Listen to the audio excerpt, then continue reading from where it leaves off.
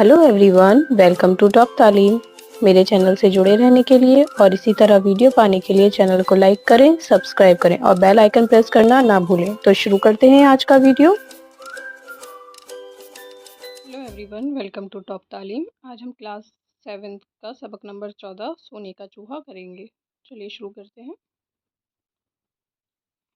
एक बार अचानक एक मालदार सौदागर की मौत हो गई। इसके लालची रिश्तेदारों ने उसकी बेवा से सब कुछ छीन लिया।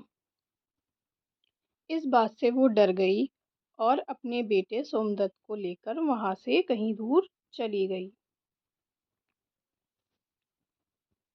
वो अपने बेटे से बहुत प्यार करती थी। अपनी थोड़ी सी आमदनी में उसने सोमदत्त को तालीम दिलाई। जब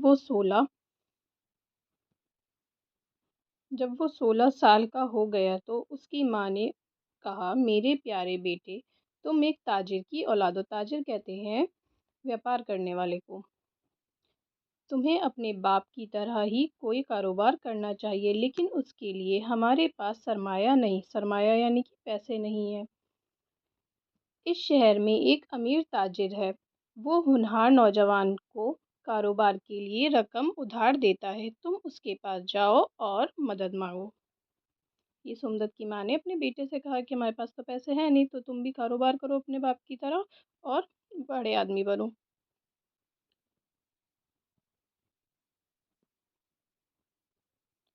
दूसरे दिन नौजवान सोमदत्त उसे अमीर ताजिर के घर गया। वहां पहुंचकर उसे मालूम हुआ कि व्यापारी का मिजाज बिगड़ा हुआ है।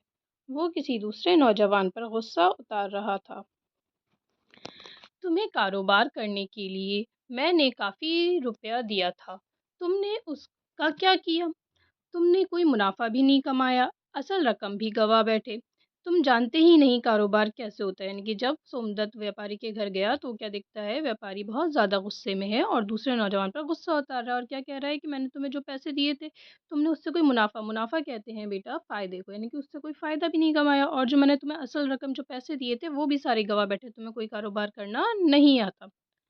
नौजवान ने कहा, नहीं जनाबे आली,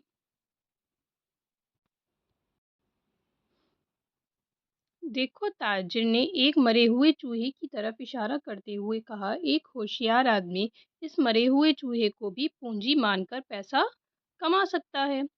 यानी कि एक उसने मिसाल दी कि अगर कोई अच्छा इंसान होगा, उसका ज़हीन इंसान होगा, वो एक मरे हुए चूहे से भी पैसा कमा लेगा। तो सोमदत्त ने उस मरे हुए चूहे की तरफ देखा और एक लम्हे में के लिए सोचा और चूहे को उठाकर ताजिर के पास ले गया। तो सोमदत्त तो सारी बातें सुन रहा था, तो उसने वो उस चीज़ पर अमल किया। मैं आपसे पूंजी के रूप में ये चूहा उधार रहा था। पूंजी यानी कि पैसों के रूप में। ताजिर ने सोमदत्त की तरफ देखा और हंस पड़ा कि इस मरे हुए चूहे से वो क्या ही करेगा। लेकिन सोमदत्त संजीदा था। वो मरे हुए चूहे को उठाकर बाहर ले आया और जब चूहे को लेकर जा रहा था, एक ताजिर ने अपनी दुकान से आवाज लगाई, ए नौजवान, चूहे को फेंकना मत, मेरी बिल्ली को दे दो, वो भूखी है। सोमदत्त ने चूहा बिल्ली को दे दिया और उसके बदले में सोमदत्त को 2 मुट्ठी जौ दे दी। तो उसने अपनी बिल्ली के लिए खाना ले लिया और उसके बदले में उसको 2 मुट्ठी जौ दे दी। जौ भी क्या होती है बेटा? गेहूं की तरह ही होती है, लेकिन ठंडी भी होती है काफ़ी। सोमदत्त ने जौ के दानों को खूब पीस लिया। इसके बाद एक घड़े में पानी भरकर एक चौराहे पर बैठा। वहां उसने बहुत से लकड़हारों को जंगल से लकड़ियां लाते हुए देखा। ये लकड़हारे क्या ला रहे हैं? जंगल से लकड़ियां काट काट कर ला रहे हैं। वो बहुत थके हुए थे। सोमदत्त ने उन्हें पिसा हुआ जौ और पानी दिया। लकड़हारे बहुत खुश हुए जो और पानी पी गए, यानी कि इतनी धूप और उसमें थकान में काम करके आ रहे थे, इतना मेहनत का। तो वो इसको पीकर बहुत ज़्यादा खुश हुए और हर एक ने उसे 2-2 लकड़ियाँ दी। सोमदत्त ने ये लकड़ियाँ बाजार में बेच दी। उनके बेचने से जो पैसा मिला उनसे कुछ और खरीदनी उसने लकड़ियाँ बेचकर। दूसरे दिन सोमदत्त फिर चौराहे पर जाकर बैठ गया। फिर लकड़हारों को पिसा हुआ जौ और पानी देने देने लगा। उन्होंने फिर बदले में उसे ये भी लकड़ियां उसने बाजार में जाकर बेच दी। کئی دن سومدت نے لکڑیاں بیچ بیچ کر کافی پیسہ جمع کر لیا اور وہ لکڑیوں کا چھوٹا سا کاروبار کرنے لگا۔ برسات شروع ہو گئی کی کمی ہو گئی اور لکڑیوں کی قیمت بڑھ گئی۔ سومدت نے لکڑیاں اچھے داموں میں بیچی۔ اسے پیسے اس پیسے سے اس نے ایک دکان کھول لی۔ اپنی ہوشیاری اور محنت اور کاروبار میں تیزی سے ترقی کرتا گیا۔ کچھ ہی سالوں میں اس کا شمار شہر کے امیر تاجروں میں ہونے لگا، یعنی کہ اس نے لکڑیاں بیچ بیچ کر کافی پیسہ کما لیا، لیکن وہ اس امیر تاجر کو نہیں بھولا جس سے اس نے مرا ہوا چوہا لیا تھا۔ ایک دن اس نے سونے کا چوہا بنوایا اور تاجر سے ملنے گیا۔ میں آپ کا بہت احسان مند ہوں سیٹھ جی، اس نے سر جھکا کر کہا۔ آپ نے مجھے راہ دکھائی۔ یہ کہہ کر اس نے سونے کا چوہا تاجر کو دے دیا۔ تاجر نے حیرت سے کہا، بھئی کوئی بھی ہوگا، وہ بھول گیا تھا۔ یہ کیا ہے؟ میں نے کیا تمہیں کچھ ادھار دیا تھا؟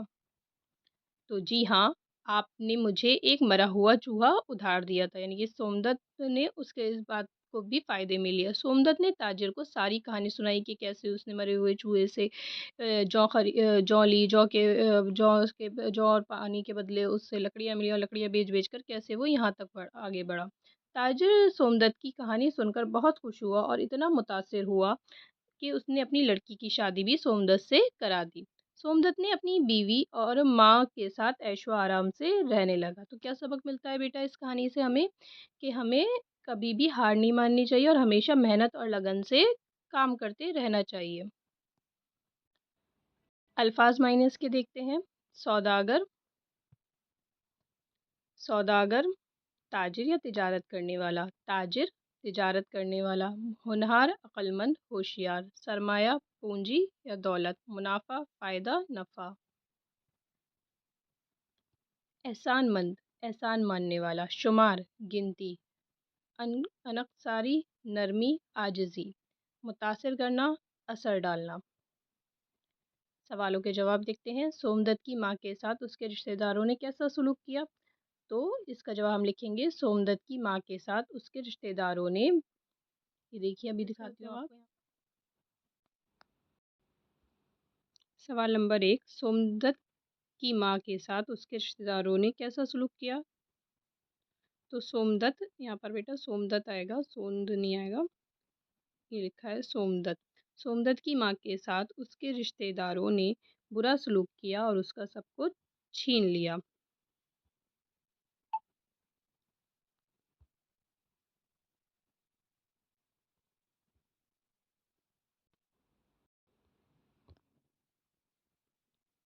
پہلا سوال ہے، سومدت کی ماں کے ساتھ اس کے رشتہ داروں نے کیا سلوک کیا؟ تو سومدت کی ماں کے ساتھ اس کے رشتہ داروں نے برا سلوک کیا اور اس کا سب کچھ چھین لیا۔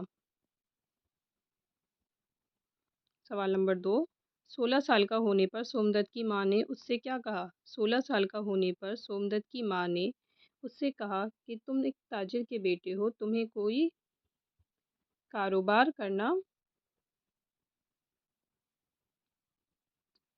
کرنا چاہیے، لیکن اس کے لیے ہمارے پاس سرمایہ نہیں ہے۔ تم شہر کے امیر تاجر کے پاس جاؤ، وہ تمہاری ضرور مدد کرے گا۔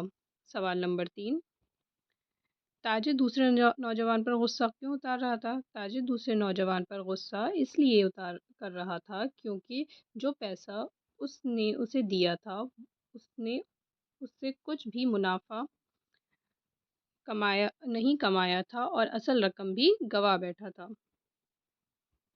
سوال نمبر 4، سومدت کس طرح شہر کا امیر آدمی بنا؟ تو سومدت کو مرے ہوئے چوہے کے بدلے 2 مٹھی جو ملا اور اس نے اس جو کو لکڑہاروں کو دیا اور لکڑہاروں نے اسے لکڑیاں دیں اور لکڑیاں بیچ بیچ کر سومدت شہر کا امیر آدمی بنا تھا۔ سوال نمبر 5، سومدت نے تاجر کو سونے کا چوہا کیوں دیا؟ سومدت نے تاجر کو سونے کا چوہا اس لیے دیا کیونکہ اس نے اسے سے مرا ہوا چوہا پونجی کے روپ میں ادھار لیا تھا۔ یہ تو آپ کے ہو گئے بیٹا سوال جواب۔ اب بڑھتے ہیں آگے۔ اگلا سوال ہے آپ کا، خالی جگہ۔ ایک بار اچانک ایک مالدار یا ڈیش کی موت ہو گئی، تو یہاں پر آئے گا سوداگر۔ سوداگر وہ کسی دوسرے نوجوان پر ڈیش اتار رہا تھا، تو یہاں آ جائے گا غصہ۔ سومدت نے جو کے دانوں کو ڈیش پیس لیا، تو یہاں پر آئے گا خوب۔ خوب پیس لیا۔ سومدت نے یہ لکڑیاں ڈیش میں بیچ دیں، تو یہ آئے گا بازار۔ اگلا ہے سومدت نے لکڑی امیر تاجر سومدت کی کہانی سن کر ڈیش ہوا، تو یہاں پر آ جائے گا بہت خوش ہوا۔ خوش۔ سوال نمبر 4 پہ بڑھتے ہیں۔ نیچے دیے ہوئے لفظوں کے واحد لکھنے ہیں، جمع دی گئی ہے، واحد لکھنی ہے۔ اموات ہو جائے گا موت۔ تعلیمات تعلیم۔ احسانات احسان۔ معلومات معلوم۔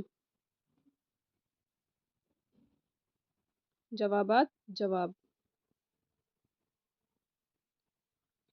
اگلا ہے سوال مثال کے مطابق لفظ بدلیے، تو یہاں پر رشتہ کا کیا ہو گیا؟ رشتے۔ تو ایسے ہی ہم یہاں لکھیں گے چوہا کا چوہے۔ سرمایہ سرمائے۔ لمحہ لمحے۔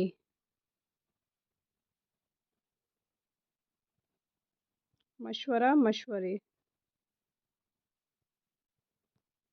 روپیہ روپے۔ پیسہ پیسے۔ اس طرح سے ہم ان کو مکمل کر لیں گے۔ یہ بھی آپ کو بیٹا مثال کے مطابق ہی بدلنا ہے، جیسے یہاں پر مثال کے دیے گئے مکار کا مکاری، تو ایسے ہی لالچ کا کیا ہو جائے گا؟ لالچی۔ کاروبار کا کاروباری۔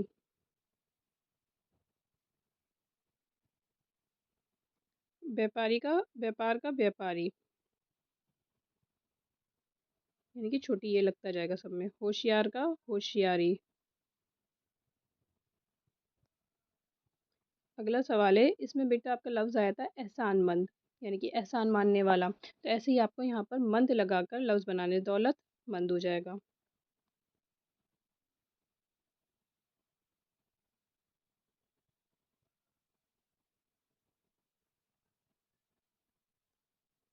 دولت مند۔ فکر مند۔ ضرورت مند۔ حاجت مند۔ خواہش مند۔ اس طرح سے اس کو آپ مکمل کر لیں گے۔ اگلا سوال ہے سوال نمبر 8، اس میں بیٹا آپ کو خوش خط کرنی ہے، یعنی کہ اسی کو 5 5 بار آپ کو اس کو نقل کرنا ہے۔ Thank you.